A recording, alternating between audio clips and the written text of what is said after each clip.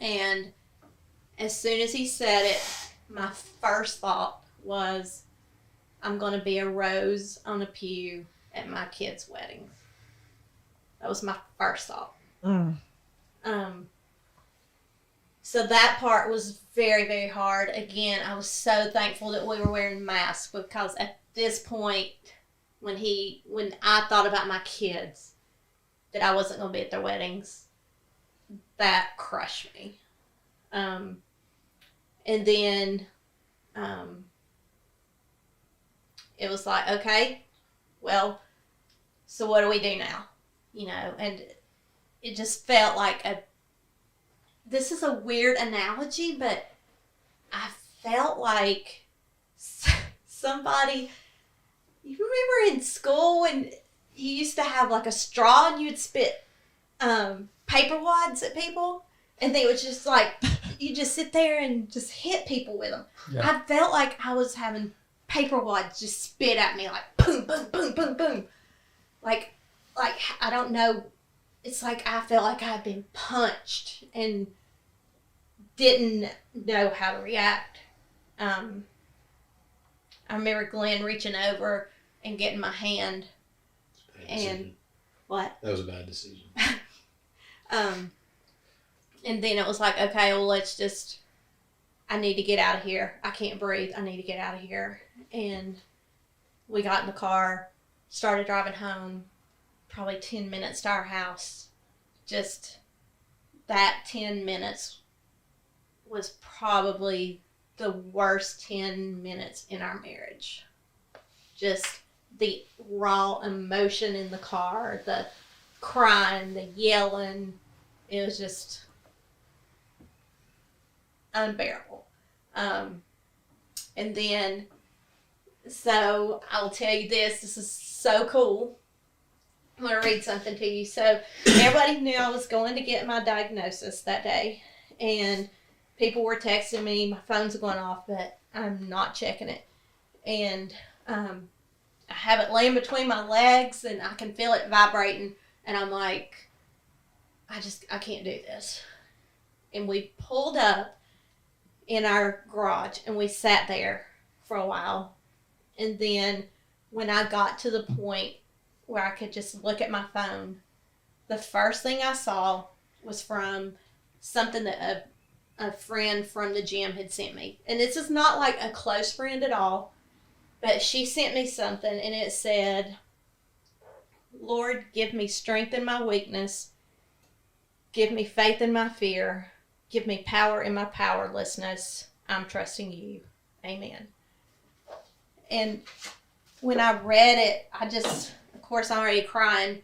I lose it even more because I felt like, I know I give a lot of analogies, but I love the Hunger Games movies.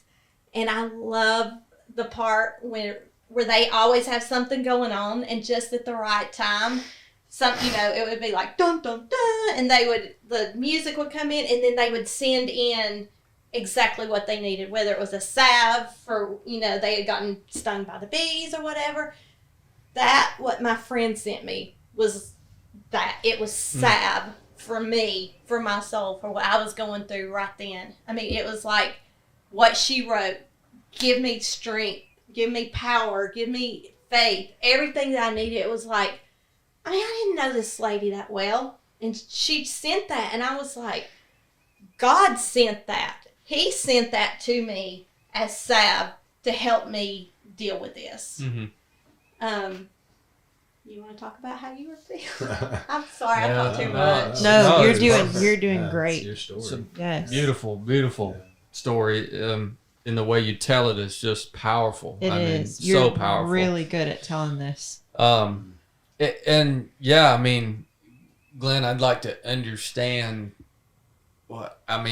how you were feeling from an emotional standpoint, because and what eventually, however you were feeling, what got you out of it to where you could move forward with being who you knew you had to be.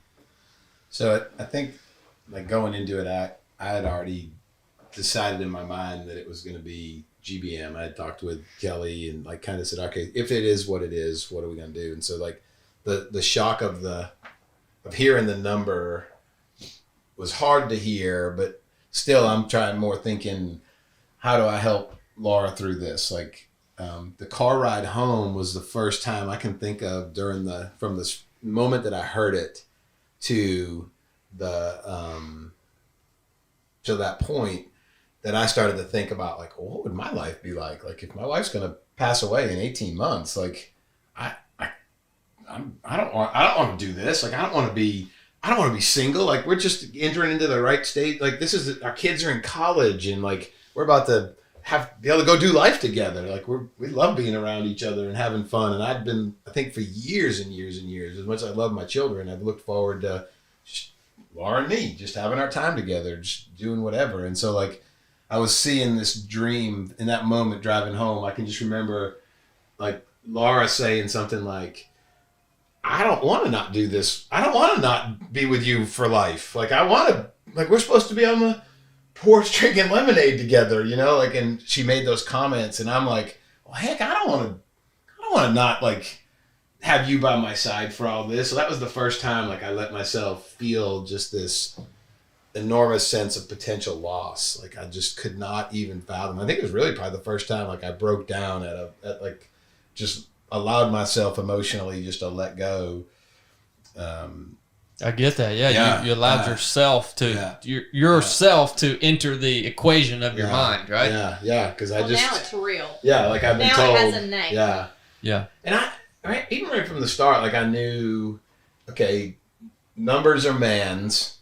God's doesn't work in our number system. He never has. And so, like, that was, like, I wasn't worried about the time. It was, I like got out of that. Like, okay, you had that moment. And then I started thinking immediately, well, let's make this the best, like, whatever we got to do to make it the best possible time. If she has 18 months or we end up with 20 years, like, this shift kind of went on to just, all right, we're going to make it the best. We're going to do everything we can do to, like, so my mentality was more from that moment. Like, I broke down. I can remember going in I had to call, we had to talk to kids, had to talk to my parents, we had to talk to her family, which we didn't do right away. There were all these, like, dynamics that we had to just manage through. And I think I don't know, I can't even recall, like, after that moment of walking in the house, like, another emotion where, like, I've had my moments where I worry about what the future might look like, but I don't recall it being an extended period of time. It's almost like once I stepped over the threshold to go back into the home, and after getting out of the car, it was like, okay, I'm back in go mode. Like, I don't give myself time to, like, worry, or, like, I do worry, and I find myself anxiety. Sometimes I'm like, man, I must be depressed. Something's going on. But yeah, you just don't have time to stop and think about that. I just haven't been able to, you know, like, because it's not, I mean, because I think about it like this, like, if Laura had a short period of time, well, then I want that to be the best short period of time she's ever had.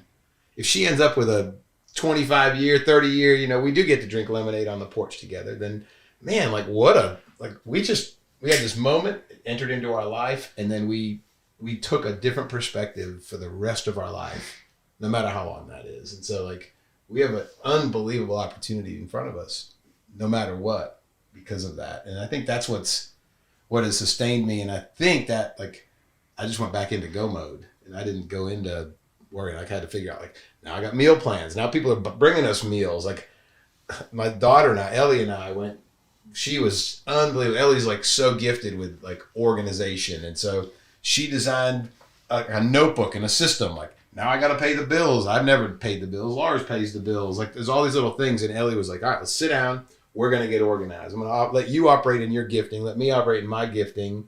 So Ellie and I tag teamed that. And just managed it. Yeah. What was it like telling the kids? Oof.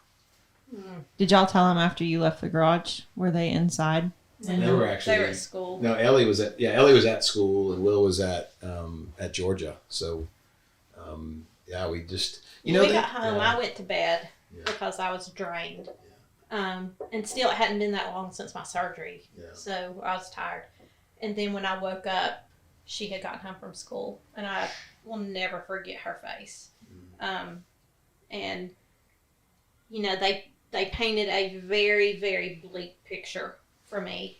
And so my thought was, what am I going to fight this? Am I going to go through all of this if I'm just going to die? I mean, why am I going to go through all that if it's inevitable that I'm going to die? And so I remember telling Ellie, we've not talked, we don't know what the next plans are.